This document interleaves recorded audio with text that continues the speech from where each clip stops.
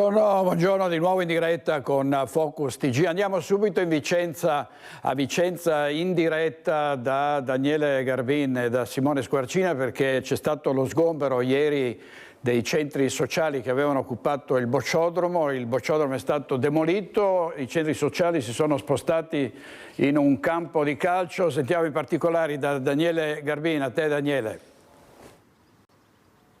Sì, buongiorno direttore, buongiorno ai telespettatori. Confermo, ci troviamo proprio in via Corridoni, che è in linea d'aria dista circa 1 chilometro dal bocciodromo, che era stato ribattezzato Boscodromo dal 1° febbraio dello scorso anno, quando era stato rioccupato dagli attivisti 200. Ecco, come dicevi, ieri, dopo una giornata di vera e propria guerriglia urbana, fortunatamente senza feriti, insomma, è stata deciso poi anche un intervento da parte delle forze dell'ordine, che hanno eseguito con la forza questa occupazione, come era stata chiesta da Iricav, che era proprietaria dell'edificio, sgomberando anche a uno parte degli attivisti che avevano inizialmente occupato il tetto dello stabile e una parte invece di irriducibili che avevano tentato di opporre resistenza nel cortile. È stato necessario proprio l'intervento delle forze dell'ordine, che ricordiamo con molta professionalità e senza feriti hanno preso carico degli attivisti che si sono fatti trasportare di peso, mentre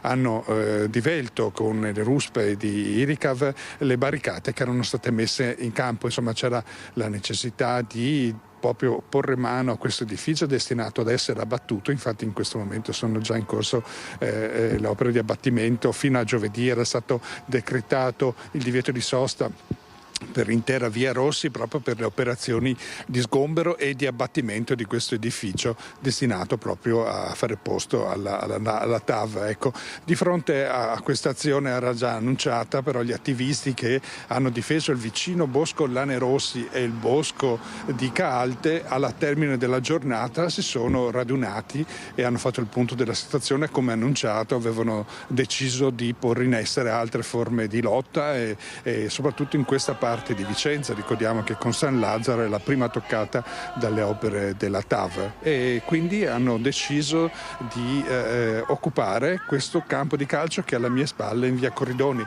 La riunione si è svolta qui vicino al bosco Caalte, che ricordiamo era stato oggetto di un'altra guerriglia urbana, in quel caso l'uso di idranti per ottenere il passaggio nel vicino campo con l'accesso a quello che diventerà il cantiere. E qui si è voluto occupare questo spazio, che ricordiamo è di proprietà di RFI, come appunto dice il nome, sono i ferrovieri. Questo è lo storico quartiere dei ferrovieri, le storiche case dei primi del Novecento, erano state destinate con il campo di calcio, ma resta inutilizzato. E un gesto simbolico voluto dagli attivisti, proprio perché vogliono trasformare questo posto come un presidio da dove far partire altre iniziative contro la TAV. In questo momento è chiuso, non ci sono attivisti, ma l'intenzione è proprio quella di diventare un campo base.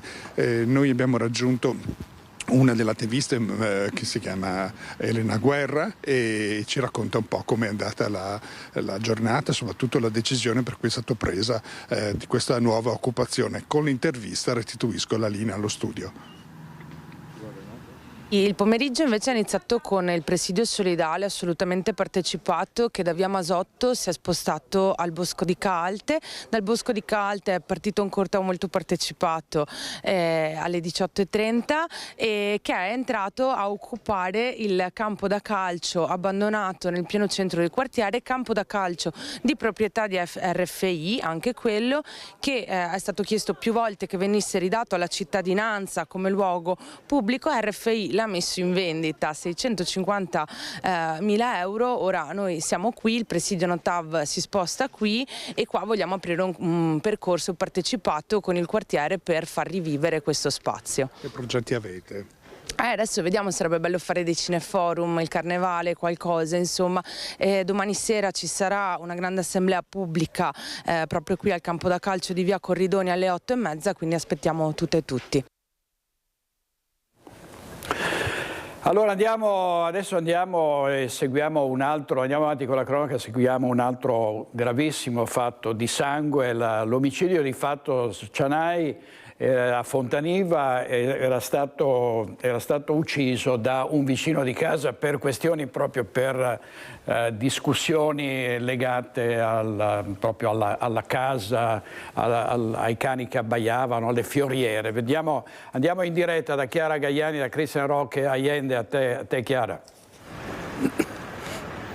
Direttore, buongiorno ai telespettatori. Sì, come dicevi, infatti nella contestazione fatta dal giudice per le indagini preliminari nell'ordinanza di custodia cautelare messa a carico di Moreno Violetto, 45 anni, vicino di casa di Fatos Cenay, c'è proprio questo, c'è anche l'aggravante dei futili motivi oltre a quella della premeditazione. Secondo l'indagine condotta dai Carabinieri di Padova, dalla compagnia di Cittadella, con la collaborazione dei RIS di Parma, quest'uomo incensurato di 45 anni sarebbe il presunto assassino dell'ex guardia carceraria albanese Fatos Cenay, 58 anni, un assassino avvenuto all'alba di una domenica in una zona in aperta campagna a Casoni di Fontaniva. Fatos Cenay a quell'ora si stava recando nel maneggio dove di solito lavorava, era domenica 8 giugno quando è stato raggiunto da un colpo fatale sparato alla testa. La morte è avvenuta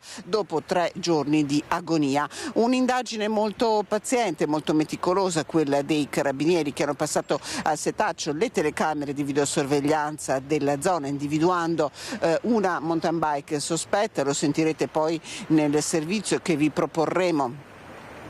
Con tutti i dettagli raccolti. C'era quest'uomo addirittura che indossava una maschera a gas per coprire il volto, poi l'identificazione dell'uomo, la perquisizione in casa sua e anche in un fabbricato annesso, con il ritrovamento di quelle che sono le prove che hanno portato prima l'uomo a essere indagato, e da sabato l'uomo si trova in carcere. Alle 13 l'interrogatorio di garanzia in tribunale a Padova. Noi lo seguiremo.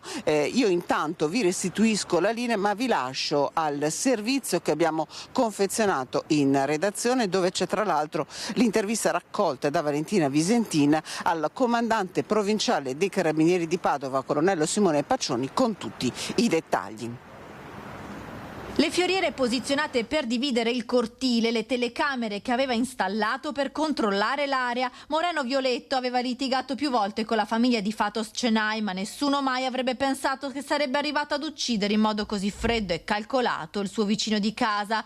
Moreno Violetto, nelle settimane antecedenti l'8 giugno, il giorno dell'omicidio del 58enne guardia carceraria albanese, aveva acquistato materiale per camuffarsi, manicotti con finti tatuaggi, maschera con respiratore, caschetto, un tornio e tutto il materiale per confezionare un'arma da sparo artigianale con le ogive. Sono stati questi acquisti online che hanno destato i sospetti dei Carabinieri. Un'indagine difficile per dare un nome al killer del 58enne albanese, freddato in aperta campagna mentre andava al lavoro di domenica mattina, ucciso con un solo colpo di pistola alla testa a distanza ravvicinata, come nelle esecuzioni. Fatos Cenay era un ex guardia carceraria, nessun problema, nessuna pendenza. Era arrivato in Italia per stare vicino alla figlia e fare il nonno, l'unica ombra, quel vicino con cui i rapporti erano tesi. L'intuizione durante le indagini è stata sicuramente risolutiva, poi corroborata da tutti gli altri accertamenti, abbiamo visto anche di natura balistica, merceologica e chimica da parte del RIS. Il travestimento molto particolare, poi in quella giornata di giugno, l'8 giugno, in cui il crimine era abbastanza mite, ci ha portato a fare verifiche proprio sulla particolare tipologia di travisamento, quindi questa maschera a respiratore, questi manicotti con tatuaggi. Le immagini delle telecamere di sorveglianza della zona di Casoni a Fontaniva avevano restituito i fotogrammi di un ciclista particolare, un uomo in mountain bike con occhiali da sole, casco e maschera a respiratore, che percorreva lo stesso tragitto di Fatos Cenay, un abbigliamento insolito per le temperature estive. Analizzando gli acquisti online, i Carabinieri sono risaliti a Moreno Violetto, il vicino di casa.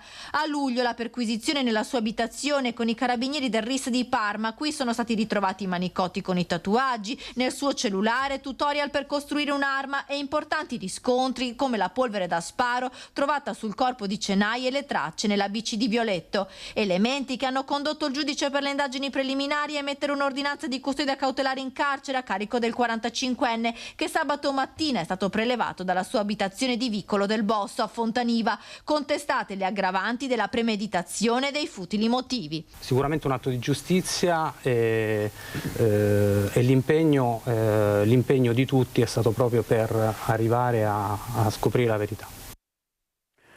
Servizio di Valentina Visentini, il classico colpo di scena, il vicino di casa di cui nessuno sospettava un coinvolgimento in questa vicenda, ovviamente la comunità di Fontaniva sotto shock. Andiamo da Vanessa Banzato con l'operatore Federico Cibotto. A te Vanessa. Buongiorno a te direttore e a tutte le persone che ci stanno seguendo. Hai detto bene, la comunità di Fontaniva è letteralmente sotto shock. Nessuno mai avrebbe immaginato un epilogo del genere se confermata appunto la colpevolezza di questo operaio di 45 anni per quanto riguarda l'omicidio di Fatos Cenai. Fontaniva sotto shock, ma Fontaniva anche nel completo silenzio, perché siamo stati proprio a vedere le abitazioni, abbiamo provato a suonare i campanelli, le abitazioni a ridosso delle due case dove vivevano Cenai e il suo presunto omicida, e nessuno assolutamente ha voluto rilasciare qualsiasi dichiarazione, così come anche in centro. Il sindaco di Fontaniva, Alberto Trento, non ha voluto parlare al nostro microfono, però ha divulgato un comunicato. Non se la sente, ha detto, perché è troppo forte lo shock subito anche da tutta l'amministrazione. Allora, nel comunicato che ha divulgato si legge proprio di una notizia che scuote profondamente l'intera comunità di Fontaniva, sia per la gravità dell'accaduto, sia perché il fatto vede coinvolto il vicino di casa della vittima. Forse è questa, direttore, anche la cosa che lascia davvero più turbate le persone, il fatto che per liti futili si sia arrivati a un epilogo del genere lascia davvero sconvolte le persone. Il sindaco sottolinea la collaborazione istituzionale che è stata garantita fin dall'inizio. Abbiamo sempre avuto piena fiducia nel lavoro degli inquirenti, dice, e come amministrazione comunale abbiamo messo a disposizione ogni elemento utile alle indagini, compresi i sistemi di videosorveglianza che poi sono stati fondamentali per gli inquirenti per ricostruire in maniera certosina tutta la vicenda. Infine il pensiero del sindaco e di tutta l'amministrazione comunale di Fontaniva va ai familiari della vittima. In questo momento di dolore, si legge ancora nella nota, esprimiamo la nostra più sincera vicinanza, il nostro cordoglio ai familiari di Fatos Cenai. Fontaniva si stringe a loro con rispetto e con partecipazione.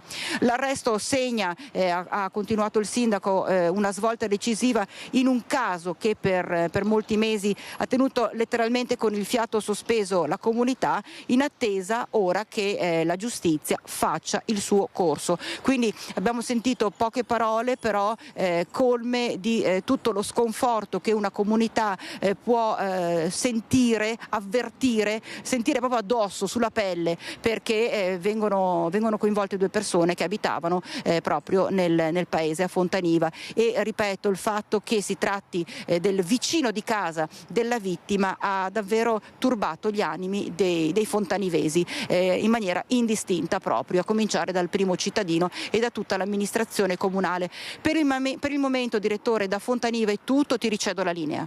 Grazie Vanessa Banzato e Federico Cibotto. E passiamo al giallo ai Torri di Quartesolo, la morte di Diana Canevarolo, trovata agonizzante nel cortile di casa e poi deceduta qualche giorno dopo. Si è sospettato subito del marito e del figlio, ma adesso la polizia è alla ricerca di una terza persona presente quella notte nel cortile di via Zara. Ivano Tolettini. Il giorno che avrebbe dovuto essere di festa diventa un giorno di dolore e di domande. Domenica 14 dicembre Diana Canevarolo avrebbe compiuto 49 anni, un compleanno mai arrivato, segnato invece da una nuova fase dell'inchiesta. La squadra mobile concentra l'attenzione sulla caccia al terzo uomo, la persona che sarebbe stata presente nel cortile del condominio di via Zara a Torre di Quartesolo la notte dell'aggressione, 4 dicembre. Gli investigatori stanno incrociando testimonianze, telefoni e immagini delle telecamere, nel tentativo di dare un volto a chi era con Diana poco prima dell'aggressione mortale. A dare l'allarme verso le 5:30 il marito Vincenzo Arena e il figlio Nicolò, che come parti offese sono tutelati dall'avvocato Cesare Dalmaso. Un testimone ha riferito di aver sentito voci concitate all'alba, intorno alle 5, provenire dal cortile. Erano parole di un individuo che parlava in dialetto vicentino. L'autopsia ha già chiarito un punto fondamentale. Diana non è morta per una caduta, ma è stata colpita. L'indagine della procura procede per omicidio volontario contro ignoti.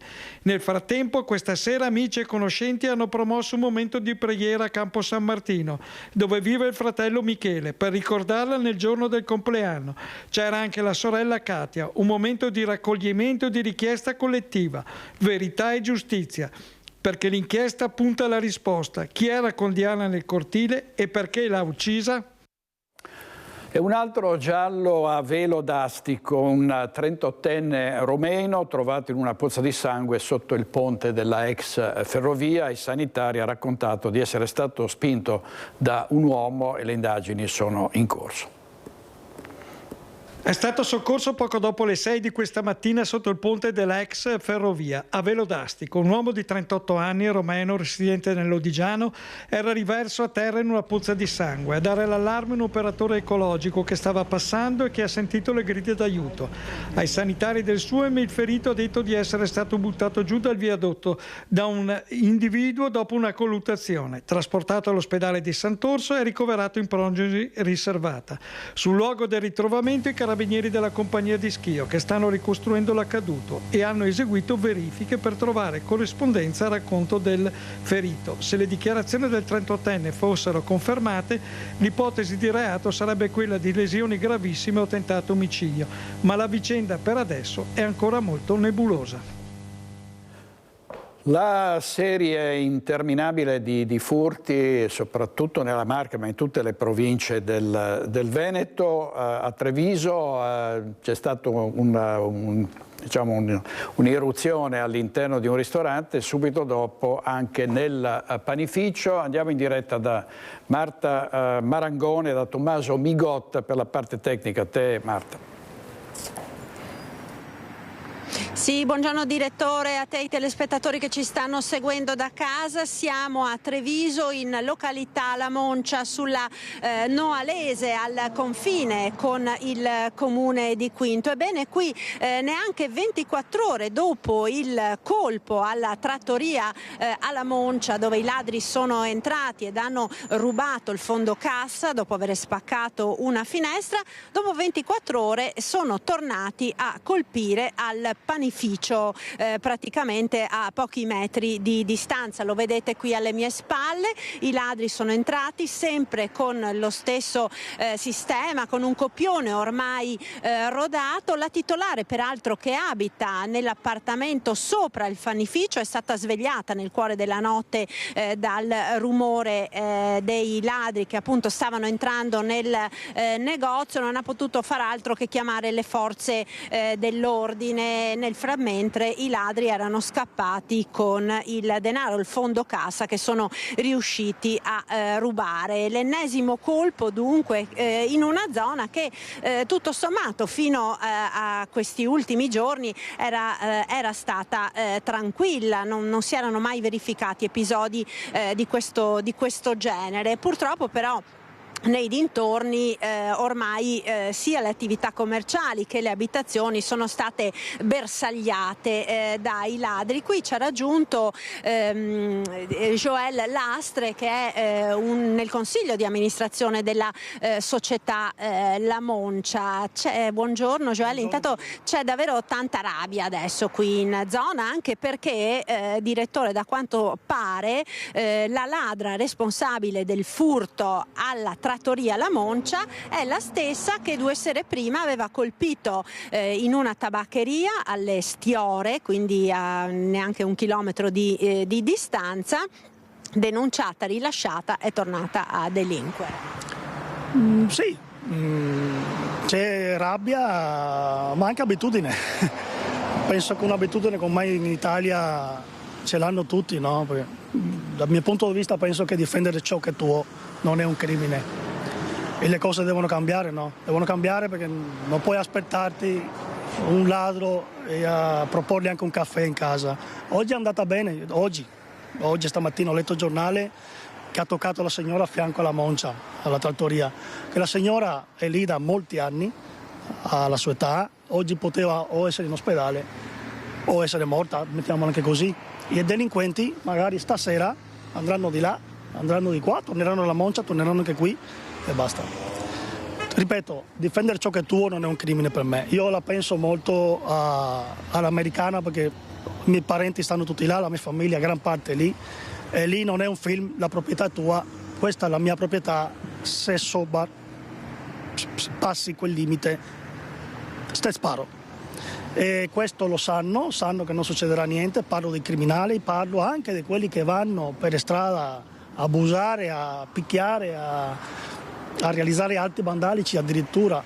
Che fanno? Che fa lo Stato? Niente. Che sia di destra o sinistra non cambia niente. Però bisogna che le diano un po' il diritto al cittadino di difendersi. Modificare una legge non cambia niente. Bisogna che sia radicale. Entri in casa, te sparo. Punto. Ecco, allora direttore, questo dunque è il clima che si respira, un clima di rabbia, ovviamente anche di esasperazione da parte delle persone che vedono continuamente violate le proprie abitazioni e in questo caso le proprie attività. E da Treviso è tutto, restituisco la linea allo studio. Dicevamo c'era stato in precedenza un furto in un ristorante lì attiguo al panificio e quindi vediamo i dettagli. Vediamo.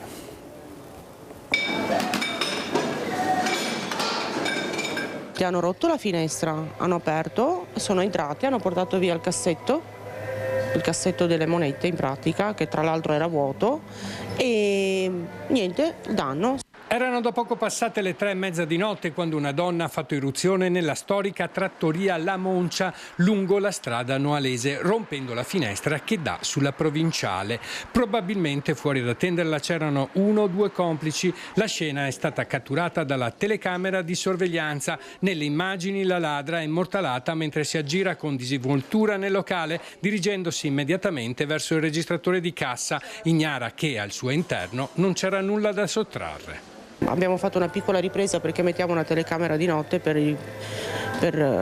vedere se succede qualcosa, e abbiamo fatto questa piccola ripresa di una ragazza che tra l'altro poi è arrivata la polizia perché dovevamo fare la denuncia e niente, hanno detto che la conoscevano già, che era la persona che aveva fatto un altro furto, che loro l'avevano arrestata, però il giorno dopo è stata rilasciata. Stesso giorno è entrata qui da noi di notte in pratica. La stessa donna sarebbe stata protagonista solo 24 ore prima di un furto alla tabaccheria del Grattacielo alle Stiore. In quella circostanza però il tempestivo intervento delle volanti ha permesso di arrestarla e recuperare la refurtiva, restituendola ai legittimi proprietari. Poche ore dopo era di nuovo libera, pronta a colpire di nuovo. Non è una bella sensazione, diciamo, arrivare qua a trovare una finestra rotta e sì, vabbè, il cassetto che non c'è, però sapendo che il cassetto è vuoto non è quello tanto il problema. Cioè, è quella, è la rabbia perché dici, fai vedere un spezzone di una ragazza che poi è una ragazza e ti dicono la conosciamo già, l'abbiamo arrestata, l'hanno rilasciata il giorno dopo,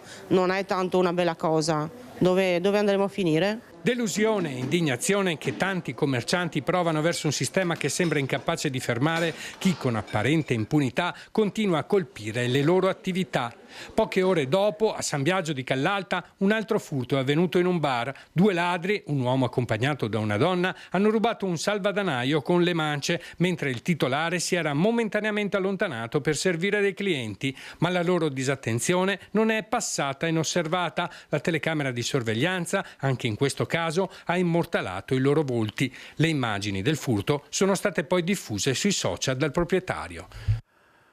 Servizio di Nicola Marcato, oggi in regia Francesco Ceron, Renato Cappoia ed Edoardo Paris. E adesso andiamo in diretta a Mestre da Ilaria Marchiori e da Simone Merlo, il nostro operatore, perché oltre ai ladri ci sono in azione i truffatori e c'è il problema grave delle carte di credito clonate proprio durante gli acquisti di Natale. A te Ilaria. Sì, buongiorno direttore, buongiorno ai nostri telespettatori. Esattamente così, i carabinieri hanno trovato proprio un 24enne nella zona di Chirignago in possesso dello skimmer, che ora vi spieghiamo esattamente di che tipo di strumentazione si tratta, insieme al tenente Mattia Zappacosta dei Carabinieri di Venezia. Grazie per la sua disponibilità per essere qui con noi. Allora, avete fermato questo 24enne tra le varie vari oggetti che avete trovato, anche proprio questo skimmer che serve per la clonazione di carte di credito e bancomat. Sì, buongiorno, esatto, confermo. L'episodio rientra all'interno di un ampio spettro di servizi che vengono predisposti dal Comando Provinciale di Venezia in arco pomeridiano e serale, soprattutto nell'avvicinarsi appunto alle festività natalizie.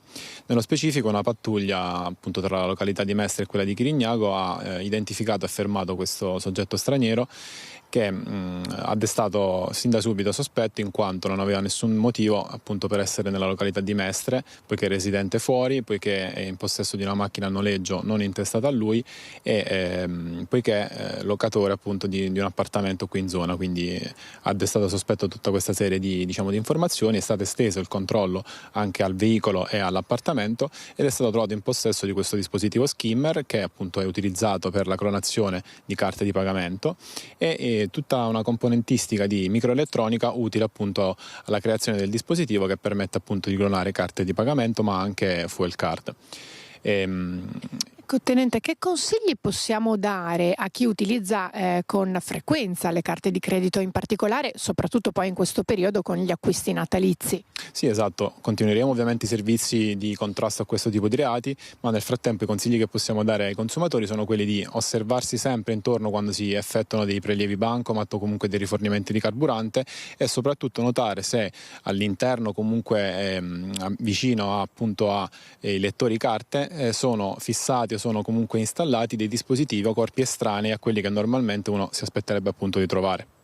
Grazie al tenente Zappacosta, ringraziamo anche i carabinieri, le forze dell'ordine per il lavoro quotidiano che svolgono. Ricordo anche che dal 20 dicembre al 6 gennaio saranno attuate anche le zone rosse sia a Venezia che in terraferma, per garantire maggiore sicurezza ai cittadini ma anche e soprattutto ai turisti che arriveranno in città per le feste natalizie. Ricordiamo che bisogna prestare la massima attenzione sempre al fenomeno dei borseggiatori che conosciamo ormai fin troppo bene. Grazie ancora al tenente Zappacosta, qui da Mestre è tutto, restituisco la linea allo studio. Grazie Ilaria Marchiori, grazie, e andiamo avanti con i furti ancora anche a Bassano del Grappa, che una volta era un'oasi felice. Questa volta i ladri hanno preso di mira un'abitazione di San Lazzaro mentre i proprietari si trovavano a messa.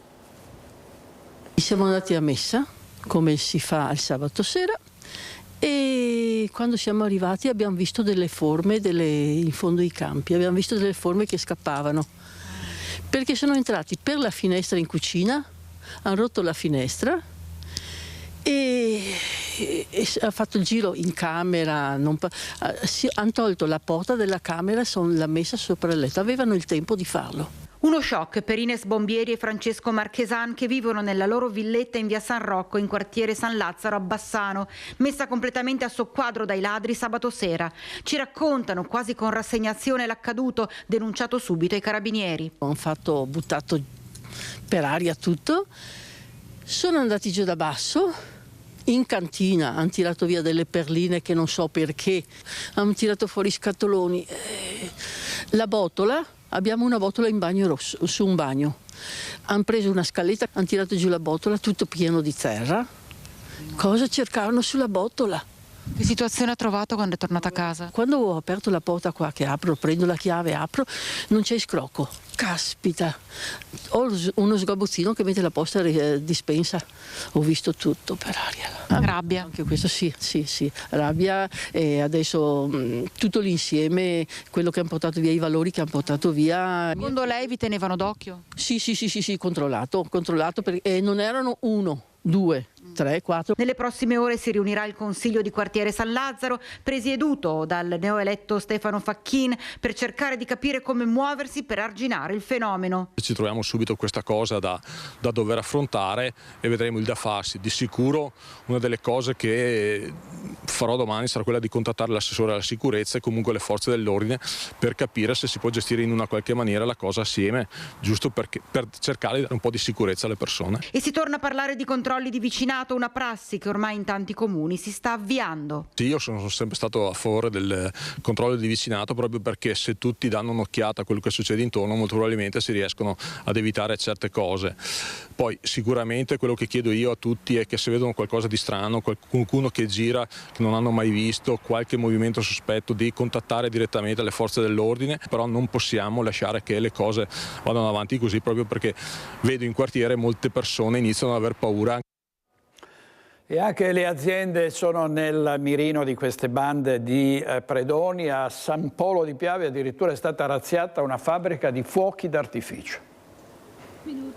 Un bunker violato dall'alto da un comando specializzato, banditi che si sono arrampicati fino al tetto per poi calarsi all'interno con delle corde. I titolari nelle scorse ore sono andati dai carabinieri, acquisite le telecamere di videosorveglianza per ricostruire il percorso del furgone che ha raggiunto lo stabile dai campi. La rabbia e lo sconforto di Marzia Papa. Abbiamo paura di questa gente e non va bene, dobbiamo difendere anziani, dobbiamo difendere famiglie, nelle nostre famiglie, e quindi questo è una cosa che si deve risolvere con la giustizia. Ci vuole una pena più certa, ci diceva anche suo papà. Certo, dobbiamo essere sicuri della nostra giustizia, che tante volte ci abbandona. Un colpo su commissione, banditi trasfertisti che hanno studiato il furto nei minimi dettagli. Non si esclude che nei giorni scorsi possano essere stati utilizzati dei droni per monitorare la zona. Materiale, quello rubato, tra l'altro, pericoloso. Materiale comunque anche pericoloso da trasportare. Pericoloso da trasportare, pesante, perché non stiamo parlando di 1 chilo da portare in una mano, sicuramente trasportato in coppia, quindi con le varie difficoltà, varie pericolosità, e soprattutto difficile da smistare, cioè non è dedicato alla famiglia, è un prodotto speciale, un prodotto particolare, e deve essere trattato se non da pirotecnici ma almeno da qualcuno con un minimo di base di conoscenza. La pirotecnica Papa è un'eccellenza trevigiana nel settore degli spettacoli con fuochi d'artificio utilizzati per grandi eventi. Hanno appena festeggiato l'anno scorso i 140 anni di attività e purtroppo ricevere un furto di questo tipo in un periodo poi come questo molto anche caldo dal punto di vista lavorativo, perché ci avviciniamo alle feste natalizie, al Capodanno, ai Panevin che ci saranno a inizio gennaio, ecco, è una botta sicuramente molto importante. Un danno che supera 60.000 euro, ma noi non ci pieghiamo e non molliamo mai, spiega Marzia Papa. Noi siamo ancora forti perché abbiamo la forza della comunità, del nostro sindaco, anche l'affetto di tutti quanti, quindi affronteremo anche questo momento, ne abbiamo affrontati tanti, un'attività da 140 anni non si può piegare in questa maniera. Il servizio di Daniela Sizia e i ladri penetrano anche all'interno dei cimiteri, in questo caso cercavano e hanno trovato del rame. Colpo al cimitero di Bertesina. Qualcuno è entrato e ha preso di mira i profili di rame che rifiniscono i muri interni. È il capogruppo di Fratelli d'Italia a Vicenza, Nicolò Naclerio, a denunciare ciò che nemmeno lui si sarebbe mai aspettato che potesse accadere. Ogni domenica vengo a fare un saluto e portare un fiore a mia mamma e ai miei cari. Mi sono accorto che sono stati portati via decine e decine di metri di rame, di profili di rame, sia esternamente sia internamente. Un gesto ignobile, inqualificabile. Qualcuno, probabilmente in orari in cui non ci sono visitatori al cimitero, si è introdotto e, verosimilmente usando le scale a palchetto, è salito abbastanza in alto per staccare decine e decine di metri di profili di rame. Il tutto in un luogo sacro come quello dove riposano i defunti delle famiglie del quartiere. Un gesto ignobile, inqualificabile, che manca di rispetto a una comunità intera come quella di Bertesina, di Bertesinella, di San Pio X e di tutte le persone che hanno i propri cari che riposano qui. Oggi, dopo la denuncia di Nicolò Clerio, AMCPS ha fatto un sopralluogo per valutare i danni del furto. Verrà fatta denuncia nelle prossime ore. Certo è che in tempo di festa, quando le famiglie si preparano al Natale e si cerca di riportare in primo piano i valori, il rispetto, c'è chi profana il cimitero per portar via il rame e non solo. In queste ultime ore mi sono arrivate decine e decine di segnalazioni che anche nei cimiteri, magari quello centrale, quello di Maddalene, quello di 7K, vengono determinati furti di vasi di rame, comunque di affetti di persone che portano un presente ai propri cari. Per questo oggi il messaggio è quello di potenziare la sorveglianza nei cimiteri di Vicenza.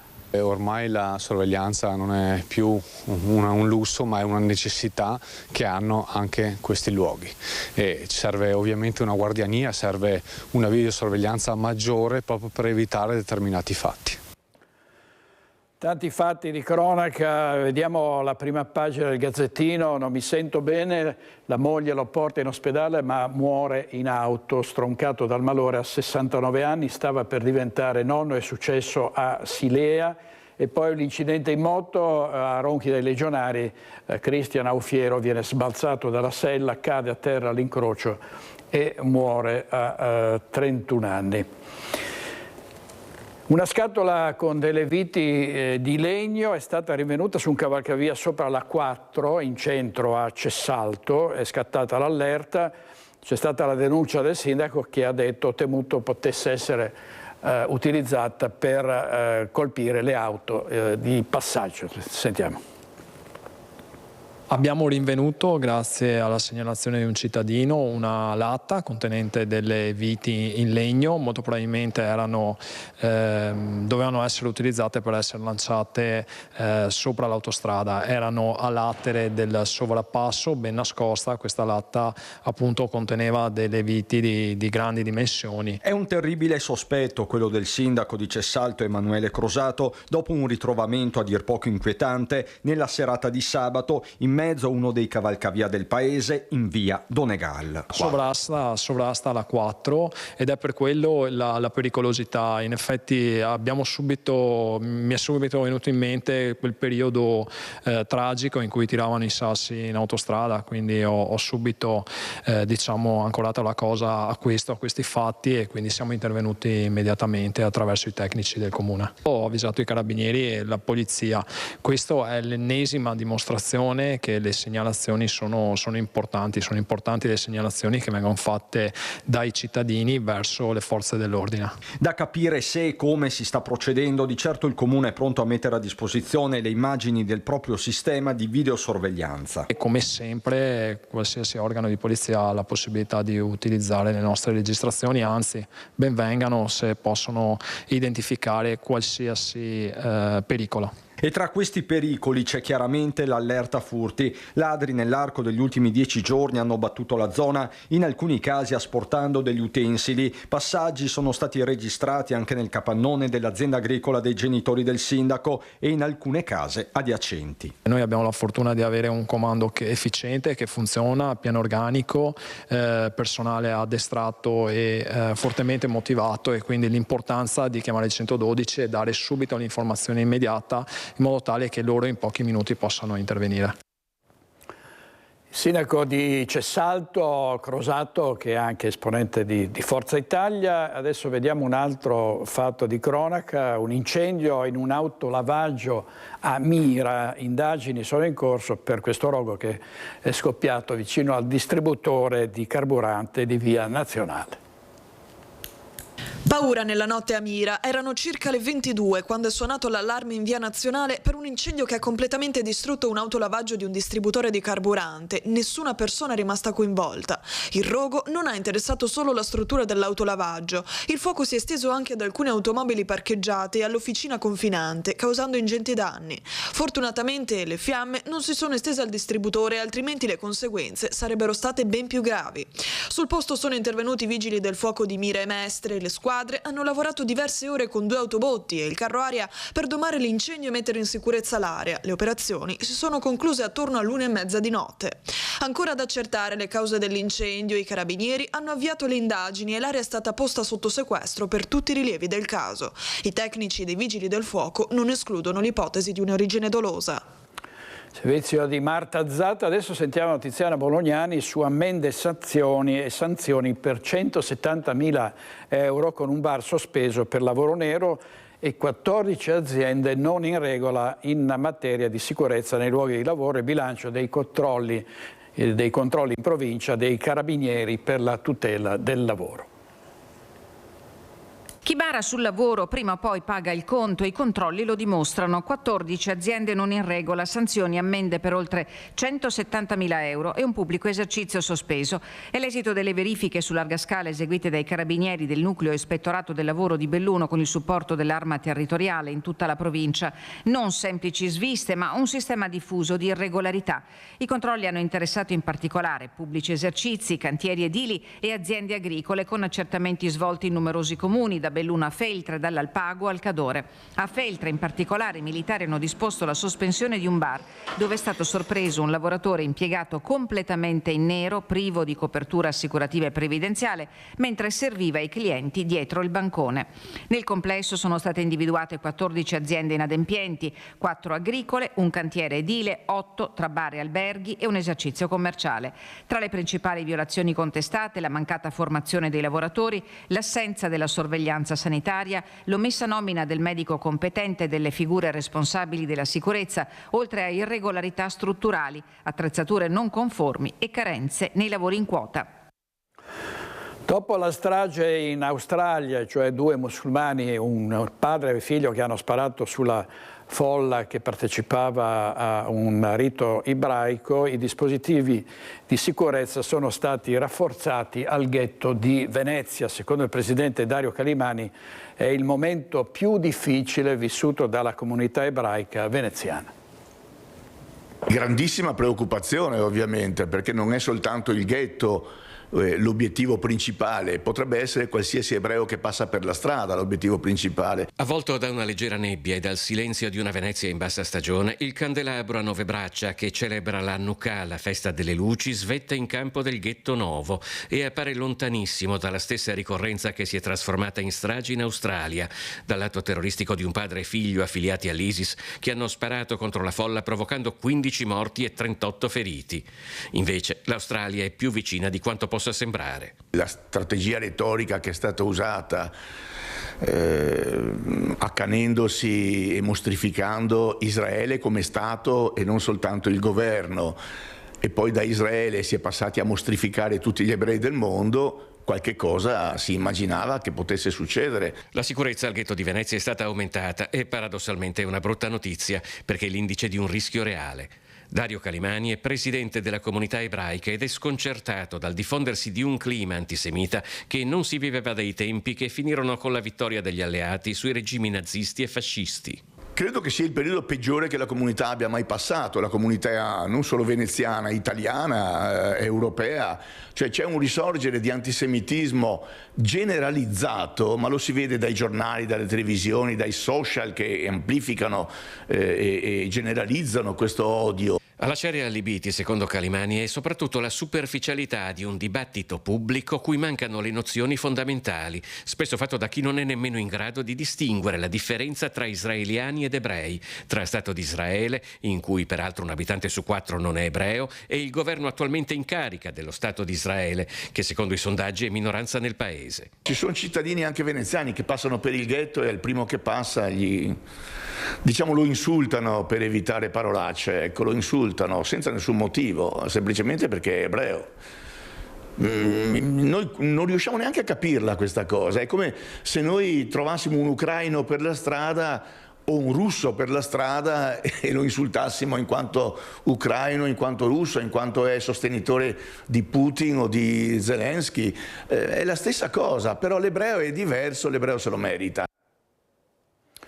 Così Calimani, e intanto per fortuna arrivano buone notizie dall'Australia, il pordenonese Leonardo Tomasella sta bene e non è rimasto coinvolto direttamente nella strage sulla spiaggia di Bondi Beach.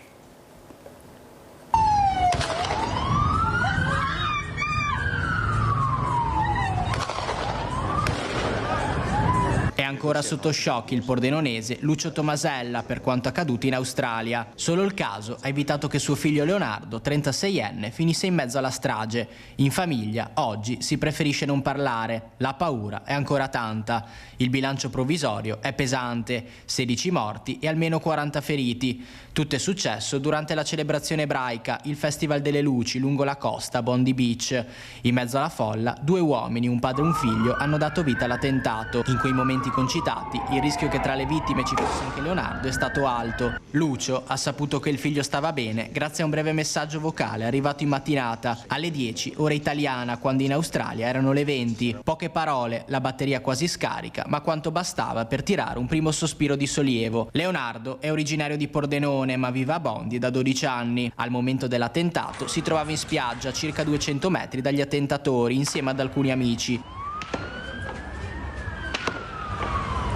All'inizio aveva pensato si trattasse di fuochi d'artificio, poi ha capito cosa stava succedendo e da lì è iniziata la corsa disperata per mettersi in salvo. Oggi la paura è ancora tanta, il silenzio in famiglia parla più di 1000 parole, una tragedia che lascia un segno profondo e che sarà difficile da dimenticare. Andiamo avanti con la cronaca in Veneto, sui suicidi e la depressione nella Marca Trevigiana che sono in aumento dagli 81 gesti estremi del 2023 ai 75 del 2024. Una leggera flessione, ma l'allarme resta soprattutto tra i giovani. C'è anche sono varie terapie, vari interventi anche in campo musicale. Allora noi abbiamo nella nostra provincia 724 ragazzini oggi che vanno chiaramente dai 10 ai 16 anni che purtroppo vivono problemi di ansia e depressione e abbiamo il contesto socio-economico, 13% di persone che vivono da soli e che sono depresse. Questa è la verità e quindi tutto quello che serve e la musica ci aiuterà e loro ci aiuteranno col loro messaggio a tirare fuori dall'iceberg quello che manca, quelli che non si presentano nei servizi, è importante. I dati che il direttore Benazzi riferisce sono inquietanti e superare lo stigma legato alle malattie psicologiche sembra ancora molto difficile. Nel 2023 abbiamo avuto 83 suicidi che riguardano però soprattutto in maggioranza gli uomini, però ecco, dopo aver aperto il tavolo degli suicidi provinciale dove le istituzioni sono insieme proprio per combattere questo problema, siamo passati a 75. Io credo che sempre di più le persone devono avere la forza di venire a farsi prendere in carico perché le istituzioni ci sono, la struttura c'è, l'importante è ecco, superare questo stigma. Le donne in media compiono il gesto estremo in percentuale molto minore perché le trattiene spesso il pensiero dei loro figli, ma trovare la forza di parlare o di chiedere aiuto a volte passa anche per le emozioni, quelle non dette, quelle che lo spettacolo All You Need Is Love in prima nazionale il 3 gennaio prossimo al Teatro del Monaco cercherà di far emergere in ognuno di noi attraverso tutte le arti. La musica è un linguaggio universale, un linguaggio non verbale che arriva profondamente all'animo delle persone. Quindi è uno spettacolo che come amministrazione comunale abbiamo deciso sin da subito di sostenere. Parliamo in All You Need Is Love di tematiche molto delicate come la depressione, il tentato suicidio, la perdita della speranza nella vita, ma anche la possibilità di ritrovare quella luce attraverso la forza salvifica della musica e quegli incontri a volte casuali che ti permettono di avere un confronto, avere la possibilità di approfondire te stesso in un modo che non ti aspettavi e che ti dà nuove aperture verso il futuro. Troviamo a monte la scrittura autoriale, poi troviamo un'ampia parte di prosa e ovviamente c'è del ballo con un corpo di 4 ballerini eccezionali e ovviamente poi c'è il canto con le musiche dei Beatles eseguite dal vivo da una band veramente di eccellenza, di musicisti eccezionali.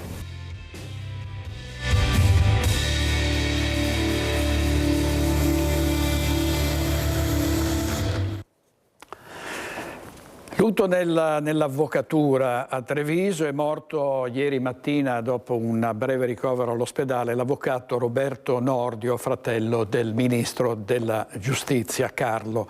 80 anni, molto conosciuto per essere stato uno dei firmatari dell'atto costitutivo della Camera Penale, organismo di cui è stato presidente e del quale ricopriva il ruolo di presidente emerito. Nordio lascia la moglie Loretta e i figli Maria, Chiara e Mario, anche quest'ultimo noto legale del Foro Trevigiano. Commosso il ricordo del fratello, il guardasigilli, che ha ricevuto la triste notizia mentre era in missione istituzionale in Qatar. Era, ha detto il ministro, una persona eccezionale, con una grande sensibilità, era un appassionato di calcio, ha condiviso con me l'amore per il diritto instillatoci da nostro padre Mario, fondatore dello studio legale che Roberto ha portato avanti con grande successo. Era un fratello straordinario.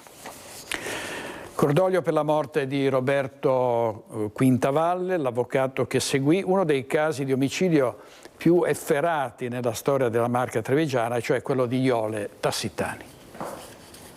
Aveva lottato per dare giustizia a Iole Tassitani, rapita, uccisa e fatta a pezzi 18 anni fa da Michele Fusaro, condannato a 30 anni per uno dei delitti più efferati nella Marca. Il legale 80 anni si è spento in ospedale dopo una breve malattia. Una notizia che ha raggiunto la famiglia Tassitani. Le parole colme di dolore della sorella di Iole, Luisa. Roberto non era solo il nostro avvocato, era molto di più. Per la mia famiglia un grande amico, per me come un padre. Si era battuto per vedere l'assassino della povera vittima in galera. E tutti sanno ormai una condanna di 30 anni significa che se ne passano al massimo 15 in galera e poi per la buona condotta o per altre cose ci possono essere anche degli sconti. Difficile che in galera si abbia una cattiva condotta. Mi chiedo cosa bisogna fare per non avere la buona condotta in galera. La storia di Iole Tassitani l'aveva segnato profondamente sotto il profilo professionale ed umano. Aveva scritto anche un libro intitolato La mia verità. Avvocato stimato in tutta la Marca. Nato a Perugia nel 1945, aveva conseguito la laurea in giurisprudenza. Per un periodo vice pretore a Castelfranco Veneto, Quintavalle era anche un grande appassionato di musica. Ex presidente del Conservatorio Agostini Steffani, presentatore ufficiale del coro polifonico di Salvarosa e tra i fondatori dell'associazione Amici della Musica Lirica Mario del Monaco. Quintavalle lascia la moglie Patrizia, la figlia Cecilia e la nipote Frida. La famiglia ha voluto ringraziare tutto il personale medico, infermieristico e OS sia dell'ospedale di comunità di Castelfranco che del centro Sartor. Il funerale dell'avvocato Quintavalle sarà celebrato con rito laico. Servizio di Daniela Sizia. Adesso andiamo in Friuli e vediamo 4 minori che sono stati arrestati dalla Polizia di Stato per recenti episodi di violenza giovanile. Tutti identificati, gli episodi, parliamo di quelli più recenti, e anche provvedimenti restrittivi della libertà personale posti in essere questa mattina. Sono 4 gli arresti eseguiti questa mattina dalla Polizia di Stato nell'ambito delle indagini sulle tensioni che negli ultimi giorni hanno visto coinvolti alcuni minori nell'area della stazione delle Corriere a Pordenone. Solo nel fine settimana si sono susseguiti diversi episodi. Una discussione accesa con l'esibizione di coltellini nei pressi del bar della stazione, la rapina di un giubbotto ai danni di un giovane estraneo ai fatti, episodio culminato con un pugno sferrato dal padre della vittima a un giovane straniero. A questi, inoltre, si aggiungono il sequestro di un coltello a un 20enne egiziano in via Mazzini e un tentativo di rissa al Parco dei Salici in prossimità di via Brusafiera. Fatti che si inseriscono in un quadro complesso, documentato passo passo dalla nostra emittente nelle ultime settimane e che hanno portato all'attivazione di controlli interforze da parte dei Carabinieri, Polizia di Stato e Polizia Locale nei pressi della stazione, ormai considerata un'area critica sul fronte fronte della violenza giovanile. Parallelamente, nella notte di sabato, intorno all'1, ad Azzano X, 3 giovani di origine marocchina avrebbero infastidito i presenti nella zona delle casette, arrivando anche a spintonare alcune guardie giurate. All'arrivo dei carabinieri, in quel caso, si erano però già dileguati. Sul fenomeno, il questore Giuseppe Solimene ha espresso preoccupazione per il crescente disagio giovanile, assicurando però massima attenzione e un monitoraggio costante della situazione, anche in vista della conclusione del suo incarico prevista per il 1° gennaio. Quindi questo mi preoccupa, il problema si basa soprattutto nell'ambito familiare, ma non voglio fare proclami o il professore dal punto di vista sociologico, dico soltanto che questa gioventù è frutto di carenze che partono ahimè dalla famiglia, nella scuola non è che riesce a dare tutto e i ragazzi trovano un momento di rifugio nei social e tutto questo porta a una sorta di devianza giovanile. Servizio Federico De Rossa, e a Trieste è stato preso un piromane sospettato di aver incendiato negli ultimi 2 anni e mezzo 50 autovetture. Marco Stabile.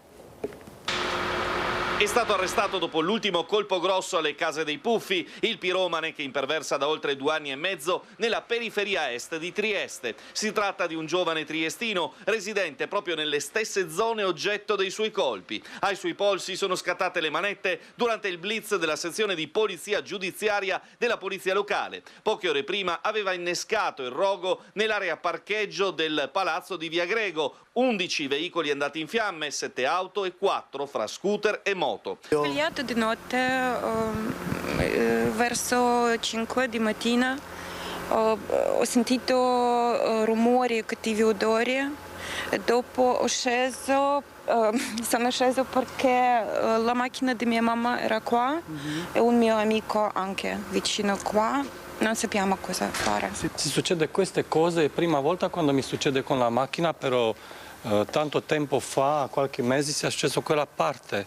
E adesso chi sopporta i danni della mia macchina? Nello stesso comprensorio, il 15 luglio di quest'anno, un altro rogo notturno di 5 veicoli a cui si riferiscono queste immagini. La notte scorsa il piromane ha più che raddoppiato nel comprensorio gestito dall'Ater. Ho paura perché non è la prima volta.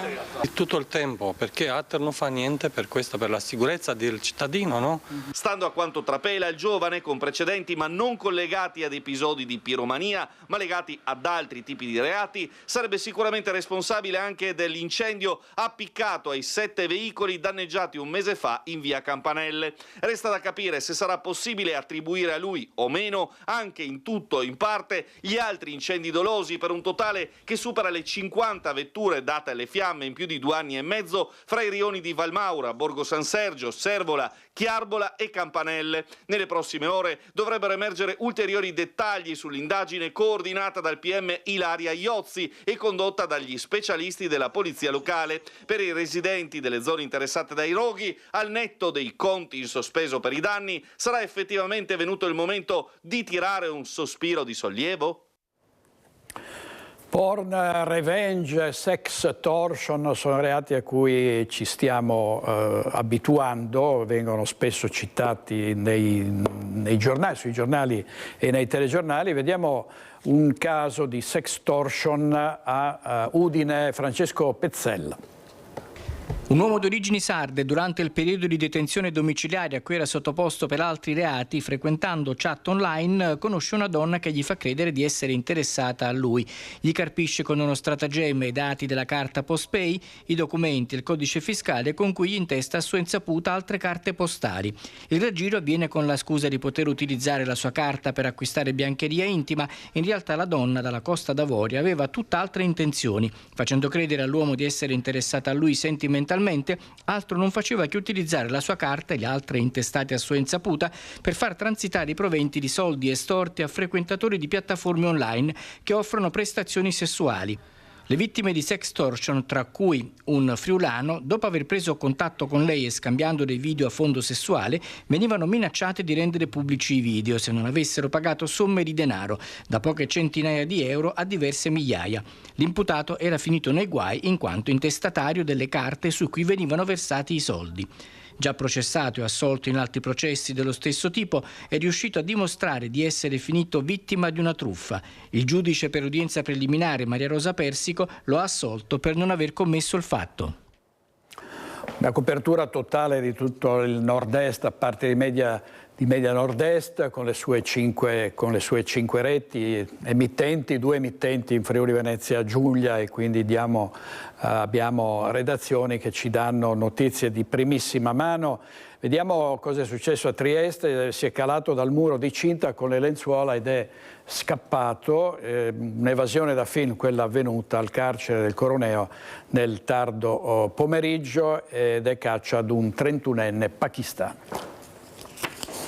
Questa è la fotografia che ritrae il volto del fuggitivo, il 31enne pakistano che ieri pomeriggio è riuscito a evadere dal carcere di Trieste e poi darsi alla fuga. E siamo proprio qui, nell'area del cantiere attraverso il quale l'uomo è riuscito a passare per poi far perdere le proprie tracce. Vedete dalla sommità del muro di cinta che divide la sezione maschile da quella femminile del carcere del Coroneo, l'uomo è riuscito a calarsi con l'ausilio di quelle lenzuola appositamente annodate. Poi è sceso nella zona del ponteggio, dei ponteggi del cantiere, e poi è riuscito, forse anche utilizzando le suppellettili che sono disposte lì della ringhiera, a scavalcare anche la rete e poi a fuggire. Un piano ben studiato, forse per settimane o anche per mesi. Il 31enne Khan Nasir ha approfittato dell'ora d'aria, ha scavalcato il muro dei passeggi al calare del sole, poi si è nascosto sotto un telo che copriva un tavolo da ping pong e ha aspettato che tutti se ne andassero. Il cittadino pakistano ha approfittato dell'assenza della guardia carceraria in quel punto specifico e così ha scavalcato anche il muro successivo, riuscendo a calarsi nel cantiere che si affaccia direttamente in via del Coroneo. Il 31enne ha fatto tutto da solo. Come è riuscito a dileguarsi così in fretta? Qualcuno lo aspettava in automobile fuori dal carcere? La fuga di Khan Nasir ha fatto scattare l'allarme e tutte le forze di polizia da ieri hanno messo la città al setaccio, dal mare al Carso. L'indagine è condotta dalla polizia penitenziaria. Allertate anche le autorità slovene, croate e austriache per intercettare il fuggitivo qualora fosse uscito dal paese.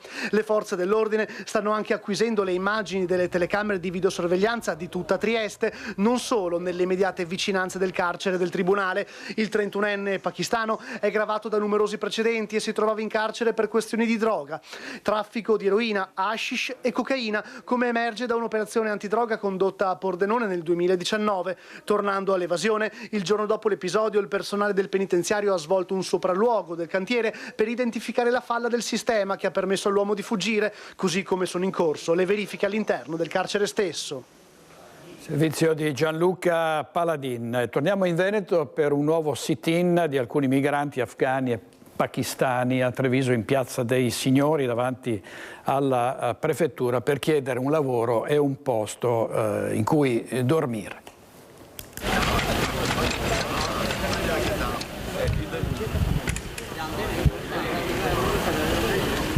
È iniziato male il sit-in dei 7 migranti, tutti con permesso di soggiorno richiesto od ottenuto. Uno di loro, Usman, si è accasciato a terra, probabilmente vittima di un malore dovuto al freddo sopportato in questi giorni, e un'ambulanza l'ha portato in ospedale per i controlli. Gli altri raccontano di come dormono nei parcheggi dell'Appiani o dal Negro, di come non trovino spazio nei dormitori cittadini, tutti già occupati. Hanno freddo, fame, cercano un lavoro, non vogliono certo delinquere, cercano solo aiuto. Molti di loro hanno fatto viaggi allucinanti per fuggire dai loro paesi. Sono venuto in Italia perché tante cose che minaccia, non pace, guerra dei Taliban, Pashtun, perché siamo Pashtun vicino, viviamo vicino Afghanistan, tu conosci, c'è una guerra dei Taliban, non posso andare a scuola, non posso lavorare, perché non sicuro là. Sono arrivato in Italia a piedi, un anno di Pakistan, Iran, Turchia, Bulgaria, Serbia, Croazia, Slovenia e ultimo Trieste. C'è chi li guarda con disprezzo, chi con distanza e chi invece, come loro, ha avuto una storia che viene da lontano e ringrazia i trevigiani per avergli dato un'opportunità. Io vivo qua a Treviso da sempre nella vita, so che i trevigiani alla fine mi hanno dato un'opportunità di integrarmi. Presso una persona anche stamattina al bar è arrivato un signore come loro, oggi non è stato un caso, ma questo signore è arrivato avvolto in coperta senza scarpe, ma ho visto che la gente comunque guardava questa scena. Io l'ho voluto portare dentro al bar per far capire come io sono di colore, posso potermi permettere di pagarmi un caffè. Anche loro che vivono una situazione che non si possono permettere magari all'inizio. Siamo anche persone che possiamo dargli un aiuto, almeno anche delle scarpe che non usiamo. A loro mi piace perché è un motivo, veramente signora, è un motivo per dire che siamo tutti esseri umani, prima di tutto. Sissé si è integrato, lavora all'aeroporto, ha addirittura un suo marchio di abbigliamento, Kolokush, ed è stato l'unico a portare una parola di conforto ai suoi fratelli, promettendo di aiutarli. Ma loro hanno una vita prima di tutto, una dignità. Ho preso dei contatti del ragazzo per vederlo oggi, ma perché voglio aiutare quello che posso fare io. Ma voi che abbiamo più possibilità, possiamo anche noi, cose che non manco usiamo, a loro farebbero la differenza. Parlo per me in primis. Servizio di Elena dal Forno, andiamo in pubblicità e torniamo tra pochissimo, tra poco.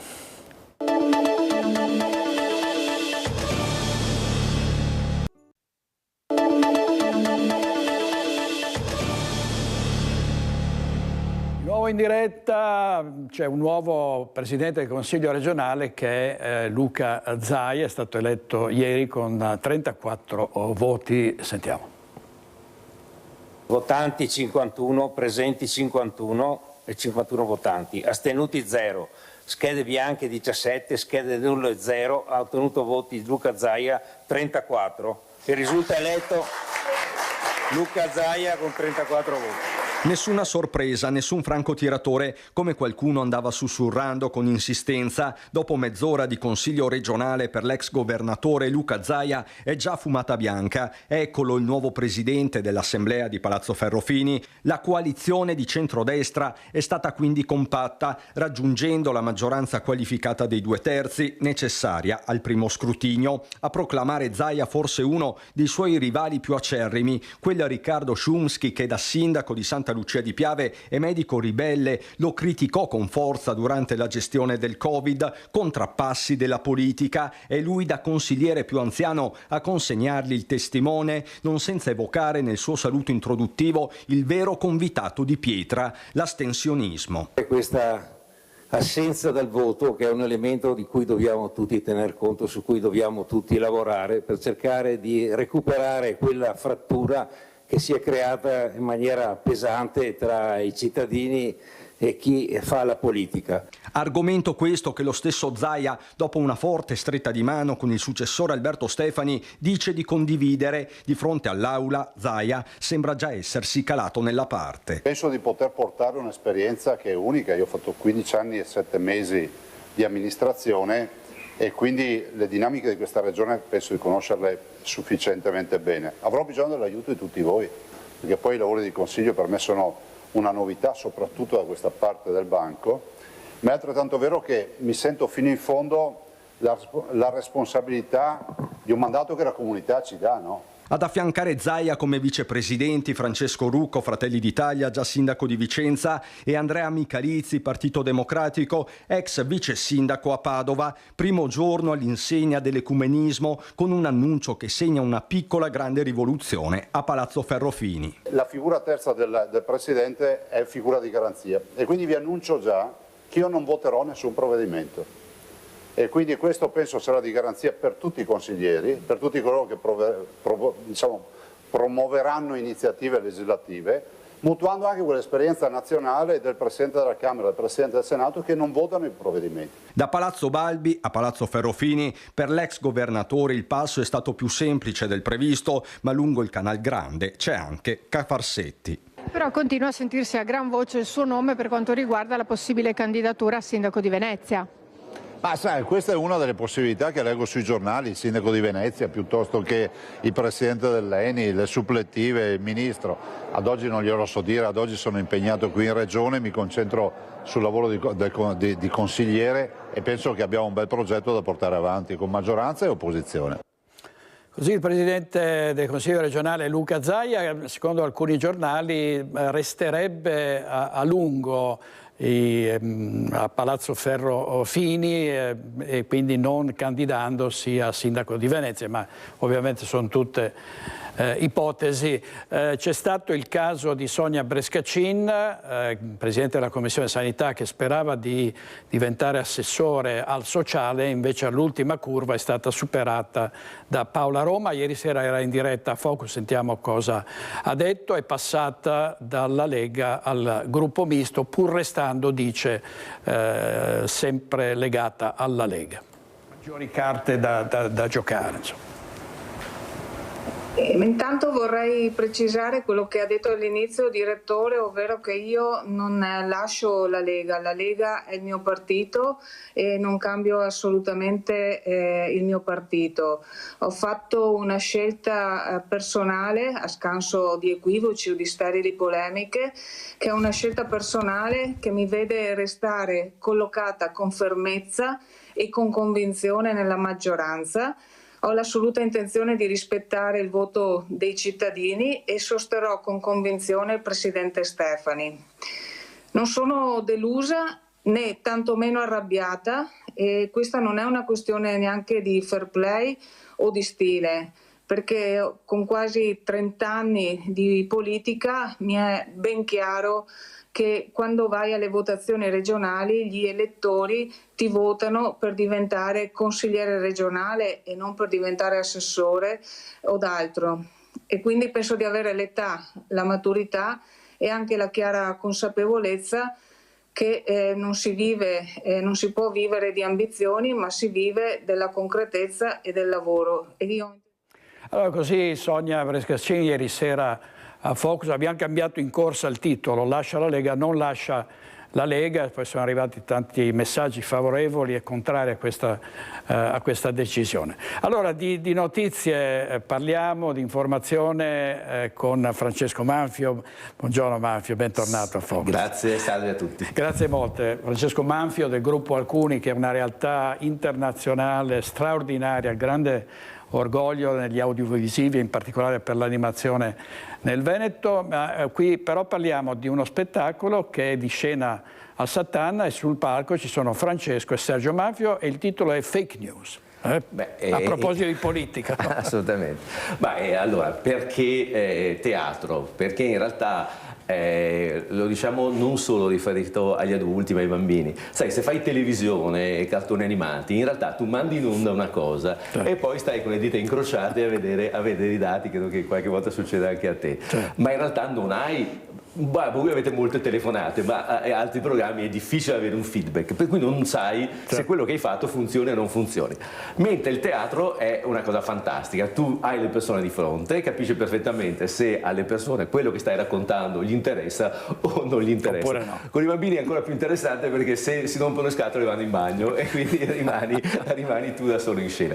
E quindi il primo amore del teatro rimane ed è forte ed è una cosa che a noi piace fare. E poi è anche un modo diverso per rapportarsi al nostro territorio. Insomma, sai, le produzioni, dicevi giustamente tu, abbiamo una grande attenzione alle storie, alle tradizioni del Veneto, della nostra Italia, Leo da Vinci o questa bellissima storia sui dinosauri che stiamo facendo adesso, però in realtà non hai un rapporto diretto con le persone che incontri al bar, dal panettiere, eccetera. Mentre il teatro ti permette di fare una cosa molto, molto territoriale, la gente viene a trovarti e può divertirsi, può pensare, eccetera. Quindi bambini, grandi attività per i ragazzi, ma c'è nata l'idea di scrivere anche uno spettacolo, diciamo, serale, non dico per adulti, ma per le famiglie. Dove c'entra molto l'intelligenza artificiale, no? E dove si ride molto anche, il pubblico si è divertito e noi anche con loro.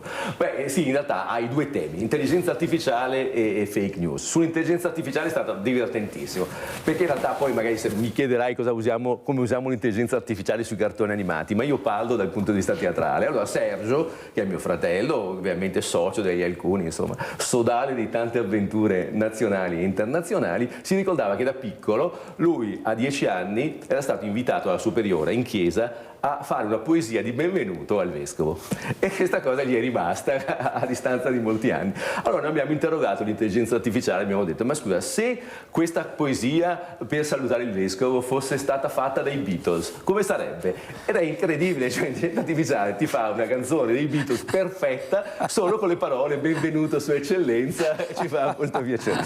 E poi la cosa è continuata. Noi abbiamo chiesto a dei chansonnier francesi, un po' sai con la puzza sotto il naso, che raccontano la stessa cosa. Quindi c'è Yves Montand che saluta il vescovo Mistrorigo a Treviso. Ma ti dico, una cosa veramente bella e divertente. Poi invece sul fronte invece più serio, perché è uno spettacolo che cerca anche di far riflettere, è evidente che l'intelligenza artificiale qualche problema lo creerà. Io penso che alcuni lavori saranno abbastanza tranquilli, altri, come è accaduto per la rivoluzione industriale, è certo che un trattore faceva il lavoro di decine e decine di persone che eravamo a terra.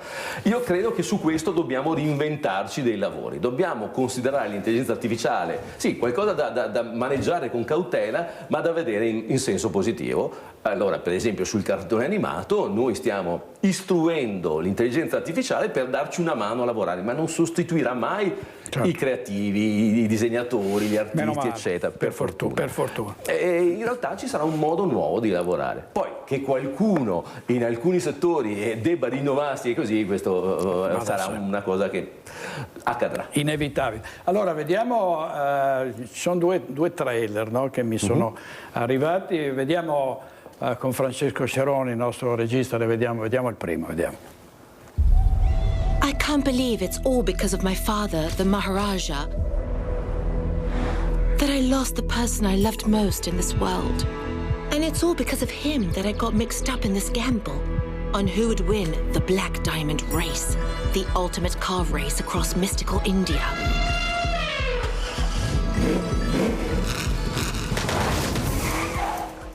Senza intelligenza artificiale, assolutamente dai nostri straordinari animatori, e la bellezza di questa storia consiste in due aspetti. La prima è che è ambientata nel 29, quindi raccontare una storia per i ragazzi ambientata nel 29 è affascinante. È una gara automobilistica, per cui immaginate la ricostruzione. Questa è un Alfa Romeo 1750, quella che abbiamo visto prima è una Mercedes da Gran Premio, e i rapporti con queste mega aziende che ci hanno dato una mano. Questo ti racconto, insomma, stiamo a pranzo, quindi è anche divertente raccontare una cosa. Allora noi chiediamo la collaborazione alla Mercedes, non faccio pubblicità, che negli anni 30 faceva delle macchine di Gran Premio straordinarie, e noi mandiamo una mail dicendo: volete lavorare con noi su questa cosa? E noi pensiamo sì, vabbè, o sì o no, ma la cosa finisce lì. La Mercedes ci risponde: sì, ci interessa moltissimo, ci mandano un pacco così di informazioni su come fare la macchina, per cui praticamente i nostri animatori lavorano giorno e notte per rispettare le regole della Mercedes. L'altra storia interessante, che sono 9 film da 45 minuti ciascuno, quindi dal punto di vista produttivo un impegno straordinario. E poi l'altra cosa invece è che la prima volta che ci rivolgiamo a un target di pre-teen, quindi non più i bambini di Cuccioli, di Leo, eccetera, ma dei ragazzini e delle ragazzine dai 12, 13, 14 anni, ed è una storia bellissima, a noi piace molto, una grande avventura in India, mezza in India e mezza in Europa. E qui naturalmente torna il discorso di prima: i team europei sono composti da inglesi, francesi e da un team da Treviso. È bellissimo perché i protagonisti arrivano a Treviso nel 29, e qui la ricerca storica è stata bellissima, perché per esempio forse i più anziani lo sanno, ma Treviso aveva un tram che passava sotto a Porta San Tommaso. Quindi nel 29 c'è questa bellissima ricostruzione di Porta San Tommaso con questo tram che arriva e così, e incontrano, ancora per ricordare la nostra storia, la nostra cultura, le nostre tradizioni, arrivano a chi chiedono informazione a Omo Bono Tenni che stava sistemando la sua Moto Guzzi per andare così. E poi la cosa incredibile è quando ricerchi queste cose, però non volerei essere prolisso, è che per esempio Omo Bono Tenni fa delle cose straordinarie. Non so se si sa, ma lui portava in giro all'inizio della sua carriera, cosa faceva? Andava con la sua moto carrozzella a portare in giro il Gazzettino. Cioè, sono delle cose che dici, ma come può essere? Ed è straordinario. Fantastico. E il secondo, vediamo il secondo video, anche se vuoi commentarlo, sì. Francesco. Vediamo, grazie Francesco Ceroni in regia. No, ce n'è un altro, se riuscite, se potete mandarlo. Questo invece ritorna il nostro grande amore per lavorare per i bambini piccoli. Questo è una storia che si chiama I Dino Cuccioli, è uno spin-off di Cuccioli, anzi dovrò venirti a trovare perché il prossimo anno sono 25 anni del mondo Cuccioli e stiamo preparando di tutto, da mostre a nuovi show, a nuovi spettacoli e ovviamente a nuovi programmi televisivi. Questi sono dei piccoli dinosauri che hanno avuto uno straordinario successo perché noi abbiamo realizzato una storia in cui i cuccioli incontravano questi piccoli dinosauri, ma era quasi un passaggio come andare a un museo e poi ritornano così. È piaciuto talmente tanto che Rai ci chiama e dice: guarda ragazzi, dovete fare una nuova serie solo sui dinosauri. Allora ci inventiamo questa serie di piccoli dinosauri che ha un messaggio ecologista molto interessante, perché ci sono 3 cattivi dinosauri che vogliono distruggere il loro mondo e loro con l'intelligenza, la creatività, la simpatia, mai con la violenza, li fermano. Mini dinos. Fantastico. Grazie, questa è la parte animazione. Poi chi vuole andare ovviamente a Sant'Anna a vedere lo spettacolo Fake News, c'è un sito, si informano, anche i gospel, no? Allora, prossimamente a Natale. Gospel e poi una cosa che mi piace dirvi, l'annuncio qua in anteprima mondiale da voi, è che faremo questo spettacolo che si chiama La leggenda di Natale in Piazza dei Signori a Treviso, ormai è una tradizione, sono 25 anni che la facciamo, alle 5 del sabato 20, ma la cosa divertente è che daremo a tutti i bambini una tessera omaggio per entrare in tutti i nostri spazi, teatro, parco, gratuitamente per tutto il mese di gennaio. È il nostro regalo ai bambini di Treviso. Fantastico. Grazie molte a Francesco Manfio del gruppo Alcuni. Grazie a voi. A presto, buon lavoro, dobbiamo andare in pubblicità, torniamo subito.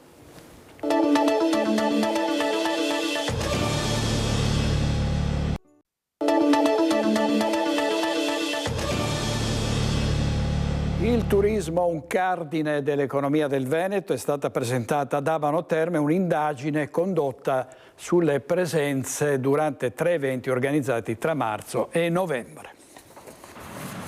Chi sceglie Abano Terme ama gli eventi e le risposte emerse dal report visitatori realizzato da Ascom Confcommercio Padova grazie all'analisi dei movimenti delle celle di telefonia mobile condotto durante 3 eventi nel periodo marzo-novembre 2025. Soddisfatto dei riscontri il Comune. Abbiamo visto che alcuni eventi hanno portato anche il 20% di persone in più, ma soprattutto hanno portato anche persone alto spendenti, quindi la misurazione della quantità di persone in arrivo durante le manifestazioni e anche la qualità di chi arriva è un aspetto molto interessante sia per il comune che organizza eventi ma anche per tutti gli operatori del turismo, del commercio. Dati diffusi in tempo reale che fanno scoprire come durante gli eventi ci sia un aumento delle presenze a partire dalle 21, come molte persone arrivino dalla provincia, ma 2 su 10 dalla regione e altri 2 su 10 sono stranieri, con gli austriaci in testa seguiti da tedeschi e francesi. Come fascia di età quella più rappresentata va dai 55 ai 64 anni. Un'indagine da estendere, spiega Confcommercio. Non solo Abano ma altre città della nostra provincia, in maniera tale da organizzare anche gli orari dei negozi in maniera opportuna. Sono dati che ci permettono di fare confronti da un anno all'altro, capire quali sono gli eventi di maggiore tendenza, capire quali sono invece i nostri punti deboli e su cui dunque lavorare. Servizio di Chiara Gaiani, adesso Luisa Bertini ci spiega che cos'è il percorso PS, cioè un sistema che permette agli accompagnatori di seguire virtualmente i pazienti nel loro percorso di cura in pronto soccorso. Avere accesso alle informazioni e seguire passo passo il percorso diagnostico terapeutico cui viene sottoposto il proprio caro, che è stato portato in pronto soccorso e affidato all'assistenza dei medici. Si tratta di un sistema di informazione attivo nei pronto soccorso di Vicenza, Arzignano e Valdagno, per gli accompagnatori, che consente loro di seguire virtualmente tramite PC, tablet o smartphone il percorso di presa in carico dei pazienti nelle strutture di emergenza e urgenza. Si chiama percorso PS e consente di collegarsi tramite un pulsante in evidenza nella home page del sito dell'Uzzotto Berica ad un'area web riservata, inserendo il codice fiscale del paziente e il numero identificativo assegnato al momento dell'accettazione e riportato sul braccialetto consegnato a tutti i pazienti.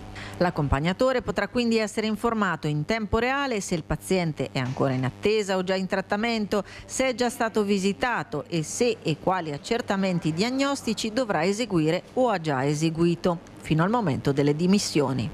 Questo migliora la possibilità di comunicazione e può, all'interno di quelle che sono le nostre intenzioni, le nostre speranze, ridurre quelli che possono essere anche i contenziosi dovuti alla mancanza di informazione familiare e operatore, perché in questo caso qua, senza dover interagire direttamente con l'operatore, mantenendo comunque la possibilità di farlo sempre, l'accompagnatore può vedere tramite le applicazioni che abbiamo detto il percorso del suo caro in tempo reale, dal momento dell'accettazione al momento della dimissione. Gli ospiti di questa sera Focus: Laura Besio, Mario Fabris, Alberto Gottardo, Davide Lovat, Patrizio Biatello, Leonardo Padrin, Guido Rizzo e Francesco Rucco. È tutto per oggi, grazie per averci seguiti fin qui, grazie a Francesco Cerone e Edoardo Paris in regia e buona giornata.